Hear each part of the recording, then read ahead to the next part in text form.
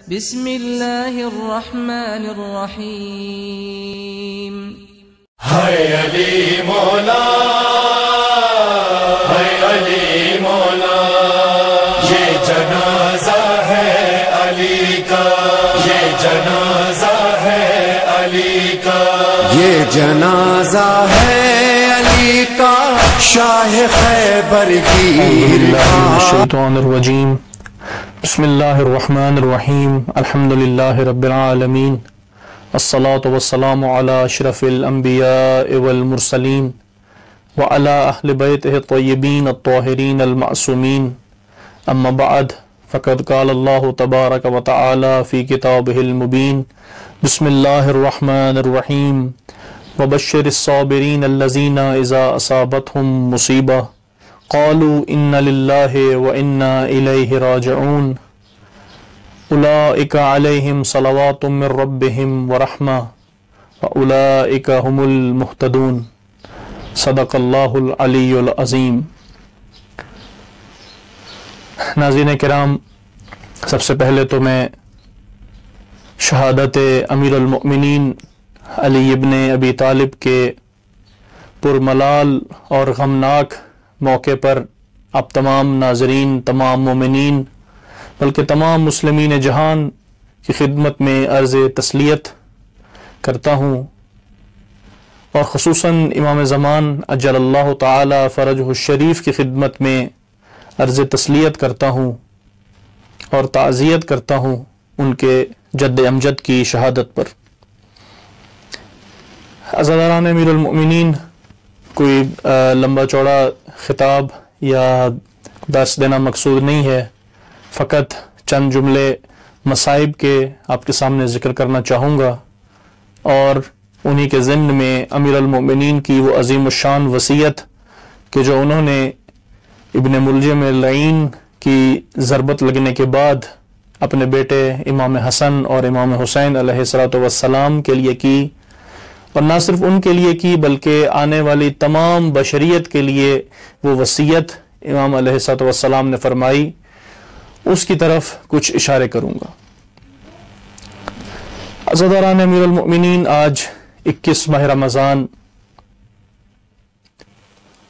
جب تمام دنیا کے تمام مسلمانوں کے گھروں سے اعمال عبادات کی آوازیں آ رہی تھیں، لیکن کوفہ کی گلیوں میں ایک عجیب منظر تھا۔ تیسرا دن ہے امیر المؤمنین علیہ السلام کے گھر سے گریہ و زاری، نالہ و شیون کی آوازیں بلند ہو رہی تھیں۔ نامعلوم آج تیسرا دن کیسا گزارا ہوگا علی و بطول کی بیٹیوں نے، نامعلوم آج اولاد علی و زہرا سلام اللہ علیہ ان کی دلوں پر کیا گزر رہی ہوگی۔ آج کوفہ کی گلیاں خصوصاً بنی ہاشم کے لیے قیامت کا دن تھا۔ آج نہ صرف وہ یتیم ہوئے بلکہ کل امت مسلمہ یتیم ہو گئی۔ بس چند جملے آپ کے سامنے بیان کروں گا۔ راوی کہتا ہے کہ مسلسل تیسرا دن ہے، امیر المؤمنین کے گھر کے باہر کوئی صحابی گریے میں مصروف ہے، کوئی ماتمداری میں مصروف ہے، کسی کی صدائیں بلند ہو رہی ہیں۔ اللہ جانے علی کے گھر کے اندر علی کی بیٹیوں پہ کیا گزر رہی ہوگی۔ اسی دوران امام حسن علیہ السلام اپنے بابا کے پاس آتے ہیں، بابا کے پاس آ کے کہتے ہیں، اے بابا، آپ کے جانے کے بعد ہم پر کیا گزرے گی، ہم یہ زندگی کیسے گزاریں گے؟ اے بابا، آج ہم سے صبر نہ ہوگا۔ امام علی علیہ السلام جو شدید نکاہت کی حالت میں تھے، شدید کمزوری کی حالت میں تھے، انہوں نے اپنا رخ انور موڑا امام حسن کی طرف۔ کیا دیکھتے ہیں کہ ان کے لخت جگر کی آنکھیں رو رو کر زخمی ہو چکی ہیں، ان کی حالت انتہائی مضطرب ہے۔ امام علی علیہ السلام اپنا ہاتھ امام حسن کے سینے پہ رکھتے ہیں اور کہتے ہیں کہ اے بیٹا صبر کرو، اب صبر کے سوا کوئی چارہ نہیں ہے، اللہ تعالیٰ آپ کو اس عظیم مصیبت کے بدلے ایک عظیم اجر عطا فرمائے گا۔ اے بیٹا ابھی تو آپ کی مصیبتوں کی ابتدا ہے، اس کے بعد نہ جانے آپ کو کیا کیا مصیبتیں سہنی پڑیں گی، ابھی آپ کے بھائی کے اوپر کیا مصیبتیں آئیں گی، آپ کی بہنوں کے اوپر کیا مصیبتیں آنے والی ہیں، کیا سانحات آنے والے ہیں، اے بیٹا ان کے اوپر صبر کرنا۔ راوی کہتا ہے کہ جب امام علی علیہ السلام کے پاس ان کے بیٹے آتے رہے، ان کی اولاد امجاد آتی رہیں، امام علی علیہ السلام ان کو صبر کی تلقین کرتے رہے، لیکن جناب عباس قمی اپنی کتاب منتہی الاعمال میں لکھتے ہیں کہ جب امیر المؤمنین علی ابن ابی طالب علیہ السلام کی بیٹیاں ان کے پاس آئیں، جناب زینب اور جناب ام کلثوم، تو اس وقت امیر المؤمنین سے خود بھی صبر نہ ہو سکا۔ جس وقت بی بی زینب اور بی بی ام کلثوم نے ان کے پاس آ کے رونا شروع کیا، تو امیر المومنین بجائے اس کے کہ ان کو صبر کی تلقین کرتے، امیر المومنین کی خود اپنی آنکھیں برسنے لگ گئیں۔ امیر المومنین نے اپنی بیٹیوں کو کہا کہ اے بیٹیوں، ابھی تو آپ کے بابا زندہ ہیں، کیوں اتنا رو رہی ہو؟ تو شاید بی بی زینب نے، بی بی ام کلثوم نے یہی کہا ہوگا کہ اے بابا، آج تو آپ زندہ ہیں، آج ہمارے سر پہ باپ کا سایہ ہے، لیکن کل جب ہم یتیم ہو جائیں گے اس وقت ہمیں صبر کا اور ہمیں حوصلہ کرنے کا کون کہے گا؟ میں اپنی بات کو آگے بڑھاتا ہوں۔ جناب اسبغ ابن نباتہ کے جو امیر المؤمنین علی ابن ابی طالب علیہ السلام کے خاص صحابہ میں سے تھے، بلکہ ان کو صاحب سر کا لقب بھی دیا جاتا تھا، وہ بیان کرتے ہیں کہ جب ہمیں امیر المؤمنین کی شہادت کی خبر ملی اور ہم سے رہا نہ گیا، تو میں اور میرے ساتھ دو صحابہ اور ہم امیر المومنین کی گھر کے دروازے کے باہر کھڑے تھے، اور جب ہمیں اندر سے نبی زادیوں کے رونے کی آوازیں آئیں تو ہم سے بھی ضبط نہ ہو سکا، ہم سے اپنے رونے پر کنٹرول نہ ہو سکا، ہماری بھی گریے کی آوازیں بلند ہوئیں۔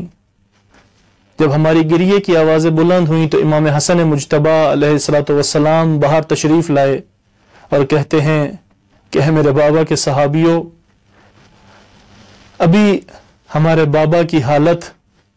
مناسب نہیں ہے، وہ ملاقات نہیں کر سکتے، ان کا حکم ہے کہ آپ لوگ واپس چلے جائیں۔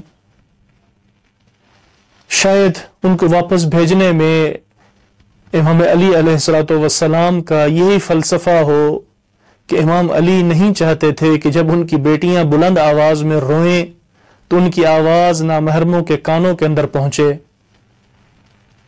لیکن یہاں میں اتنا کہوں گا، اے امیر المؤمنین، اے جناب علی ابن ابی طالب، آج تو آپ مناسب نہیں سمجھتے کہ آپ کی بیٹیوں کی آوازیں آپ کے صحابہ کے کانوں تک پہنچیں، لیکن کل جب یہی کوفہ ہوگا، یہی شام ہوگا، یہی بازار ہوگا، یہی دربار ہوگا، شرابیوں کا، بدکاروں کا، بدماشوں کا مجمع ہوگا،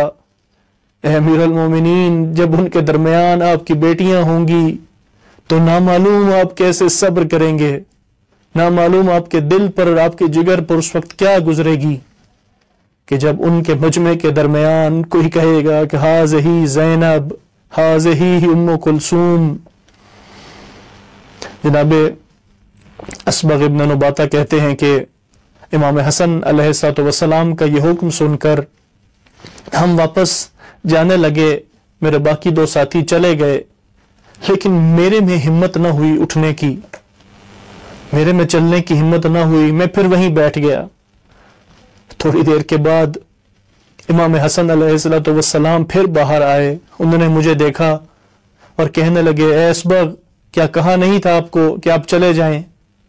تو اسبغ ابن نباتہ اپنے دونوں ہاتھوں کو جوڑ کے کہتے ہیں کہ اے امام ابن رسول اللہ، میں بھی جانا چاہتا تھا، لیکن اے نبی زادے اب میری ٹانگوں میں ہمت نہیں رہی، میرے بدن میں ہمت نہیں ہے کہ میں اپنے مولا کو اس حالت میں چھوڑ کے چلا جاؤں۔ میں نے بہت کوشش کی جانے کی، لیکن میرے اندر اب ہمت نہیں ہے۔ کیا ممکن ہے صرف ایک دفعہ اپنے مولا کی زیارت کر لوں، پھر میں چلا جاؤں گا؟ امام حسن کہتے ہیں اچھا میں پوچھتا ہوں۔ امام حسن علیہ الصلوۃ والسلام اندر گئے، تھوڑی دیر کے بعد باہر تشریف لائے اور کہتے ہیں کہ اسبغ آؤ میرے ساتھ۔ اگلے الفاظ جناب اسبغ کے ہیں، وہ کہتے ہیں کہ جب میں اندر داخل ہوا تو میں نے دیکھا میرا مظلوم مولا ایک تکیے کے سہارے سے لیٹے ہوئے ہیں، انتہائی کمزور، انتہائی نکاہت کی حالت میں ہیں۔ اسبغ کہتا ہے کہ جب میں قریب گیا تو میں نے دیکھا کہ میرے مولا کے سر کے اوپر ایک زرد رنگ کی پٹی بندھی ہے۔ اسبغ کہتا ہے کہ میرے مولا کی نکاہت کا یہ عالم تھا کیونکہ سر سے اتنا خون بہہ چکا تھا کہ اب میرے سے پہچانا نہیں جا رہا تھا کہ میرے مولا کا چہرہ زیادہ زرد ہے یا وہ پٹی کا رنگ زیادہ زرد ہے۔ اسبغ کہتا ہے کہ میں جب اندر داخل ہوا تو میں نے مولا کے قدموں پہ ہاتھ لگایا، ان کے سامنے جھکتا چلا گیا، قدموں کو بوسہ دیا اور کہا کہ امیر المؤمنین آپ کے بعد ہمارا کیا بنے گا، اور شدید گریہ ازاری شروع کر دی۔ امیر المومنین کہتے ہیں اے اسبغ کیا تو اس بات پہ مطمئن نہیں ہے کہ تیرا مولا جنت کی طرف جا رہا ہے؟ اسبغ کہتے ہیں کہ اے مولا آپ تو جنت کے سردار ہیں، لیکن رونا تو مجھے اپنی بے کسی پر آ رہا ہے، رونا تو مجھے آپ کے ساتھیوں کی یتیمی پر آ رہا ہے، رونا تو مجھے آپ کی اولاد کی یتیمی پر آ رہا ہے۔ امیر المؤمنین علیہ الصلوۃ والسلام انہوں نے اسبغ کو صبر کی تلقین کی۔ اس کے بعد راوی کہتا ہے کہ جب اسبغ چلے گئے تو اس وقت امیر المومنین کی حالت آہستہ آہستہ اور زیادہ متغیر ہو رہی تھی اور زیادہ دگرگوں ہو رہی تھی۔ تو امام علی علیہ الصلوۃ والسلام نے اپنی تمام اولاد کو اپنے پاس جمع ہونے کا حکم دیا۔ امیر المومنین علیہ الصلوۃ والسلام کے تمام بیٹے ان کے پاس حاضر ہوئے، تمام بیٹیاں حاضر ہوئیں، کیونکہ امیر المومنین علیہ الصلوۃ والسلام اب وصیت کرنا چاہتے تھے۔ تو جب ساری اولاد ان کے پاس آ گئی تو اب امیر المومنین علیہ الصلوۃ والسلام نے تمام اولاد کے باری باری نام لیے، اے بیٹا حسن، اے بیٹا حسین، اے محمد ابن حنفیہ۔ سب نے کہا لبیک اے بابا جان، ہم آپ کے پاس حاضر ہیں۔ تھوڑی دیر کے لیے امیر المؤمنین پہ غنودگی طاری ہوئی، کے بعد امیر المؤمنین علیہ الصلوۃ والسلام نے وصیتیں کرنا شروع کی، اپنی تمام اولاد کو اپنے پاس بلایا۔ امام حسن علیہ الصلوۃ والسلام، امام حسین علیہ السلام، جناب محمد ابن حنفیہ، جناب عباس، اپنی سب بیٹیوں کو اپنے پاس بلایا، اور جب دیکھا کہ تمام اولاد امجاد ان کے آس پاس جمع ہو چکی ہے تو اس وقت جناب محمد ابن حنفیہ کی روایت ہے کہ امیر المؤمنین علیہ الصلوۃ والسلام نے سب سے پہلے تو اپنا بچا ہوا دودھ کہ جو ان کے لیے لایا گیا تھا اپنے قاتل کے لیے بھیجا۔ قربان جائیں علی علیہ الصلوۃ والسلام کی اس بردباری پر، ان کے اس حلم پر، ان کے اس ایثار پر کہ اب جب بستر شہادت پر تھے تب بھی ان کو اپنے قاتل کا کتنا خیال تھا۔ کہاں ملے گا دنیا کو اس جیسا عظیم رہنما، کہاں ملے گا دنیا کو اس جیسا عظیم خلیفہ؟ کائنات قربان ہو جائے امیر المؤمنین علیہ الصلوۃ والسلام کی اس عظیم ایثار کے اوپر۔ جناب محمد ابن حنفیہ کہتے ہیں کہ جب ہم سب لوگ امیر المؤمنین علیہ الصلوۃ والسلام کے پاس جمع ہو گئے تو امیر المؤمنین نے اپنی وصیت کرنا شروع کی۔ یہاں پر ایک بات کرنا چاہوں گا، ایک نقطے کی طرف اشارہ کرنا مقصود ہے کہ جیسا کہ آپ جانتے ہیں کہ تیسری رات ہے کہ امیر المؤمنین کے سر پہ ضربت لگی ہے۔ ضربت بھی کوئی عام نہیں، اتنی شدید ضربت کہ جب حکیم آیا تھا تو اس نے کہا تھا کہ اب امیر المومنین کے بچنے کی کوئی امید نہیں ہے. ضربت اتنی شدید تھی کہ مولا کے مغز کی سفیدی تک نظر آنے لگ چکی تھی. نکاہت اتنی تھی خون نکلنے کی وجہ سے کہ مولا سے بولا نہیں جا رہا تھا. لیکن اس حالت کے باوجود عقل انسانی حیران رہ جاتی ہے کہ مولا نے اپنی وصیت میں اتنے باارزش نکات، اتنے قیمتی نکات بیان فرمائے کہ جو نہ صرف وصیت تھی بلکہ رہتی دنیا تک تمام بشریت کے لیے، تمام انسانوں کے لیے ایک دستور عمل کا مقام رکھتی ہے، ایک آئین کا مقام رکھتی ہے. ایسا آئین کہ اگر اس پر عمل کیا جائے تو پوری دنیا جنت کا نمونہ پیش کر سکتی ہے. سب سے پہلے امیر المؤمنین نے شہادتین کا تذکرہ کیا، خداوند متعال کی گواہی، جناب رسول خدا کی رسالت کی گواہی دی، اور امیر المومنین کی وصیت کا مفصل تذکرہ نہج البلاغہ کے اندر موجود ہے، الارشاد شیخ مفید کے اندر موجود ہے، مروج الذہب مسعودی کی کتاب میں موجود ہے. اس کے علاوہ 10 کتابوں میں مولا کی وصیت کا مفصل تذکرہ موجود ہے. میں صرف اس وصیت میں سے چند جملات آپ کے سامنے بیان کروں گا. امیر المومنین فرماتے ہیں کہ اے حسن، اے حسین، اے میری تمام اولاد، وصیتی لکم اللہ تشرک باللہ شیئا، کہ میری پہلی وصیت، میرا پہلا حکم تمہارے لیے یہ ہے کہ اللہ کے ساتھ کسی کو بھی شریک قرار نہ دو. شیئا کہہ کر امیر المؤمنین علیہ الصلوۃ والسلام نے خدا کے ساتھ کسی طرح کے بھی شرک کے شائبے کو بھی ختم کر دیا، شرک کی تمام اقسام کو جڑ سے اکھاڑ کے رکھ دیا. اس کے بعد امیر المؤمنین فرماتے ہیں کہ وَمُحَمَّدٌ صلی اللہ علیہ وآلہ فلا تضيعوا سنتہ، اور پیغمبر گرامی اسلام حضرت محمد مصطفیٰ صلی اللہ علیہ وآلہ وسلم کی سنت کو ہرگز ضائع نہ کرنا، اس کا دامن ہمیشہ تھامے رکھنا، کیونکہ یہی سنت ہی ہے، یہی قرآن ہی ہے کہ جس کا دامن تھامے رہنے سے تمہاری دنیا بھی اور تمہاری آخرت بھی تمہارے ہاتھوں میں رہے گی. تم دنیا میں بھی کامیاب ہو سکتے ہو، تم آخرت میں بھی کامیاب ہو سکتے ہو. پھر فرماتے ہیں کہ یہ شہادت خدا، توحید خدا اور سنت الرسول،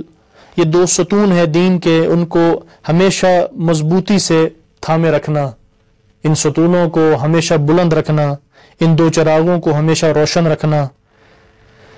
پھر امام علیہ الصلوۃ والسلام نے اپنی وصیت کا دوسرا حصہ شروع کیا، اور وہ وصیت کا دوسرا حصہ مختصر ہے، لیکن اس ایک مختصر جملے میں امیر المومنین نے پوری زندگی انسان کا فلسفہ سمیٹ کے رکھ دیا. امیر المومنین فرماتے ہیں کہ انا بالامس صاحبکم، کہ میں گزشتہ کل میں تمہارا ہم نشین تھا، تمہارے ساتھ اٹھتا بیٹھتا تھا، تمہارے ساتھ کھاتا پیتا تھا، تمہارے ساتھ باہر جاتا تھا، لیکن آج والیوم عبرۃ لکم، لیکن آج کے دن میں تمہارے لیے عبرت ہوں، آج کے دن میں تمہارے سامنے بستر شہادت پر موجود ہوں. اور پھر فرماتے ہیں کہ وغداً نفارقکم، اور جب کل آئے گا تو میں تم لوگوں کو یتیم چھوڑ کر، اس امت مسلمہ کو یتیم چھوڑ کر اپنے خداوند متعال کی بارگاہ میں چلا جاؤں گا. عزیزان محترم، اس جملے کے اندر امیر المؤمنین نے تمام زندگی کا خلاصہ پیش کر دیا. وہ انسان، وہ شجاع اور بہادر انسان کہ جو فاتح بدر ہے، فاتح احد و حنین ہے، کہ جس کی ساری زندگی مسلسل جہاد پیہم میں گزری، جد و جہد میں گزری. آج ابن ملجم کی ضربت لگنے کے بعد میرے مولا کی حالت یہ ہے کہ جیسا کہ اسبغ ابن نباتہ نے کہا تھا کہ حالت ایسی ہو چکی تھی کہ معلوم نہیں پڑتا تھا کہ پٹی کا رنگ زیادہ زرد ہے یا میرے مولا کے چہرے کا. یہ جملہ کہہ کر مولا نے گویا دنیا کی بے وفائی کا تذکرہ کیا، دنیا کی بے ثباتی کا تذکرہ کیا. اسی کو بتقوی اللہ، میں تمہیں تقوی کی وصیت کرتا ہوں، میں تمہیں تقوی الہی، اللہ کی نافرمانی سے بچنے کی وصیت کرتا ہوں. وہ اللہ تبغی الدنیا وَإِن بَغَتْكُمَا، اور ہرگز میرے بچوں دنیا کی چمک دمک کے پیچھے نہ جانا، دنیا کے پیچھے نہ جانا اگرچہ دنیا تمہارے پیچھے ہی کیوں نہ آئے۔ پھر فرماتے ہیں وَقُولَا بِالْحَقِّ، ہمیشہ حق اور سچ بولنا، ہمیشہ سچائی کا ساتھ دینا۔ وَعْمَلَا لِلْأَجْرِ، اور جو بھی کام انجام دینا، جو بھی عمل انجام دینا اللہ تعالیٰ کے قربت کی نیت سے اور اس کے اجر کی نیت سے انجام دینا۔ اور پھر ایک بہت عظیم جملہ ارشاد فرمایا کہ جو رہتی دنیا کے مسلمانوں کے لیے ایک مشعل راہ کی حیثیت رکھتا ہے۔ امیر المؤمنین فرماتے ہیں وَكُونَا لِلظَّالِمِ خَصْمًا، اور ظالم کے ہمیشہ دشمن رہنا، وَكُونَا لِلْمَظْلُومِ عَوْنًا، اور مظلوم کے لیے، ستم دیدہ کے لیے ہمیشہ مددگار رہنا۔ پھر امام علیہ الصلوۃ والسلام فرماتے ہیں کہ اوصیکما، میں تم دونوں کو وصیت کرتا ہوں۔ بظاہر وصیت امام حسن اور امام حسین علیہ الصلوۃ والسلام کے لیے تھی، لیکن اس کے بعد فرماتے ہیں کہ وَجَمِيعَ وَلَدِي وَأَهْلِي وَمَنْ بَلَغَهُ كِتَابِي، کہ میں یہ وصیت صرف تم دونوں کے لیے نہیں بلکہ اپنی تمام اولاد، اپنے تمام اہل خانہ کے لیے، اپنی تمام اہل بیت کے لیے، اور پھر جہاں جہاں تک میرا یہ وصیت نامہ پہنچے، میری یہ تحریر، میری یہ گفتگو جہاں تک پہنچے، یعنی امیر المومنین علیہ الصلوۃ والسلام نے یہ جملہ کہے کہ قیامت تک آنے والے اپنے تمام محبین، اپنے تمام ماننے والوں کے لیے اس وصیت کو نافذ فرما دیا، کہ فرماتے ہیں کہ بتقوی اللہ، کہ میں وصیت کرتا ہوں تقوی خدا کی، اور پھر وَنَظْمِ أَمْرِكُمْ، اور اپنے امور کے اندر نظم و ضبط قائم کرنے کی، اور پھر فرماتے ہیں کہ آپس میں اصلاح یعنی صلح و صفائی اور اتحاد رکھنے کی وصیت کرتا ہوں۔ پھر امیر المؤمنین علیہ الصلوۃ والسلام نے قرآن کی اہمیت کے بارے میں، کعبۃ اللہ کی اہمیت کے بارے میں، اور باقی اراکین اسلام، روزہ، حج، زکوٰۃ وغیرہ کے بارے میں وصیتیں فرمائیں۔ پھر آخر میں جناب امام حسن علیہ الصلوۃ والسلام کو امام حسین، جناب محمد ابن حنفیہ اور اپنی باقی اولاد کی وصیت فرمائی، اور خصوصی تذکرہ کیا کہ اے میرا بیٹا حسن، میرے بعد تیرے بھائی حسین کے اوپر اتنے مصائب آئیں گے، اے میرا بیٹا حسن ہمیشہ اپنے بھائی کی حفاظت کرنا، جہاں تک ہو سکے اپنے بھائی کا ساتھ دینا،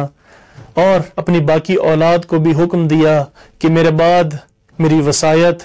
میری ولایت امام حسن مجتبی علیہ الصلوۃ والسلام کے کندھوں پر ہوگی، تم لوگ امام حسن کی اتباع کرنا۔ اور اس کے بعد پھر آخر میں امام علی علیہ الصلوۃ والسلام نے اپنے غسل و کفن کے بارے میں فرمایا اور کہا کہ مجھے اے حسن بیٹا تم خود مجھے غسل دینا، مجھے کفن دینا، اور وہ کافور کی جو جنت سے جناب رسول خدا صلی اللہ علیہ وآلہ وسلم کے لیے آیا تھا، اور اس کا جو کچھ حصہ بچ گیا ہے اس کافور میں سے مجھے بھی حصہ دینا، مجھے حنوط کرنا۔ اور اس کے بعد فرماتے ہیں کہ جب میری تغسیل و تکفین ہو چکے، جب مجھے تابوت میں رکھو، تو اس کے بعد تم فقط تابوت کا پچھلا حصہ تھامنا، اگلے حصے کو مت تھامنا، اس کو تھامنے کے لیے خداوند متعال فرشتے نازل کرے گا، اور وہ تابوت جہاں تک جاتا جائے گا تم لوگ اس کے پیچھے جانا، اور جہاں پہ تابوت رک جائے وہاں پہ سمجھ لینا کہ وہیں پہ میری قبر ہوگی۔ اس قبر کی مٹی کو ہلکا سا ہٹانا، اور اس میں آمادہ شدہ قبر ہوگی کہ جس کو نبی اللہ نوح علیہ السلام نے طوفان نوح سے بھی پہلے میرے لیے آمادہ کر رکھا تھا۔ ابھی یہ جملے امیر المومنین ارشاد فرما رہے تھے کہ آہستہ آہستہ امیر المؤمنین کے اوپر غنودگی طاری ہونا شروع ہوئی۔ امیر المؤمنین نے اپنا چہرہ اپنے خاندان والوں کی طرف کیا، اپنی بیٹیوں کی طرف کیا، اپنے بیٹوں کی طرف کیا کہ جو مسلسل گری اوزاری میں مشغول تھے، ان کو صبر کی تلقین کی، کچھ دیر کے لیے اپنی آنکھوں کو بند کیا، اور کچھ دیر کے بعد پھر اپنی آنکھوں کو کھول کے فرماتے ہیں کہ میرے بچوں،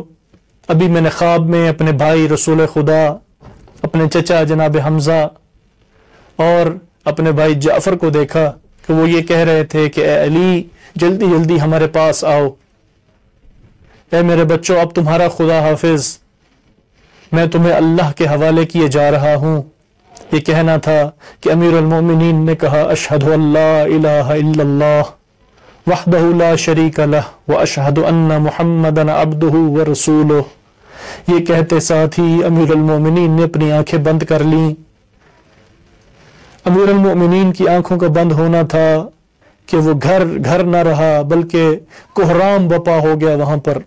قیامت کا منظر آ گیا۔ امیر المؤمنین تمام امت مسلمہ کو یتیم کر کے، اپنی بیٹیوں کو، اپنے بیٹوں کو یتیم کر کے اپنے خداوند متعال کی بارگاہ حقیقی میں جا پہنچے۔ راوی کہتا ہے کہ اس رات، یعنی یہی جو رات گزری ہے 21 کی رات، پورے کوفہ کے اندر ایک عجیب منظر تھا،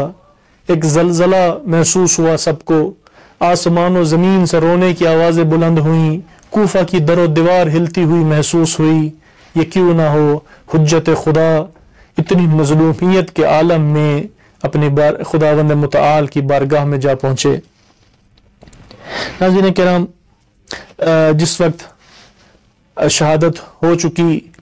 تو امام حسن مجتبیٰ، امام حسین علیہ الصلوۃ والسلام، جناب محمد ابن حنفیہ نے وصیت کے مطابق عمل کیا، غسل و کفن دیا، حنوط دیا، اس کے بعد تابوت میں ڈال کے وصیت کے مطابق لے چلے۔ کوفہ کی پشت پر غری کے مقام، بعض جگہ پہ اس کو غریین کہا گیا ہے، بعض کتابوں میں غریین کہا گیا ہے۔ اس مقام پر پہنچے تو تابوت رک گیا، یہ معلوم ہو گیا کہ امیر المؤمنین کی قبر یہیں پر بنے گی۔ تو امام حسن علیہ السلام اور امام حسین اور جناب محمد ابن حنفیہ نے وہ قبر میں داخل ہوئے، امیر المؤمنین کو قبر میں رکھا، قبر برابر کی اور وہاں سے اٹھ کھڑے ہوئے۔ یہاں پر ایک جملہ صرف اتنا کہنا چاہوں گا کہ اے امیر المؤمنین، کتنے خوش قسمت ہیں آپ کہ آپ کو دفن کرنے والے، آپ کی تشییع جنازہ کرنے والے آپ کے اپنے بیٹے موجود تھے، آپ کے اپنے خاص صحابہ موجود تھے کہ جنہوں نے انتہائی عزت و احترام کے ساتھ آپ کو قبر میں رکھا۔ لیکن قربان جائیں آپ کے بیٹے حسین علیہ السلام کی مظلومیت پر، ان کی تنہائی اور ان کی غربت پر، کہ جس وقت عصر عاشور ہوا، امام حسین علیہ السلام کی گردن پہ خنجر چل چکا، تو بجائے اس کے کہ دشمنوں کی دشمنی تو نکل چکی تھی، انہوں نے اپنے بغض اور عداوت اور اپنا انتقام لے لیا تھا، تو بجائے اس کے کہ ان کی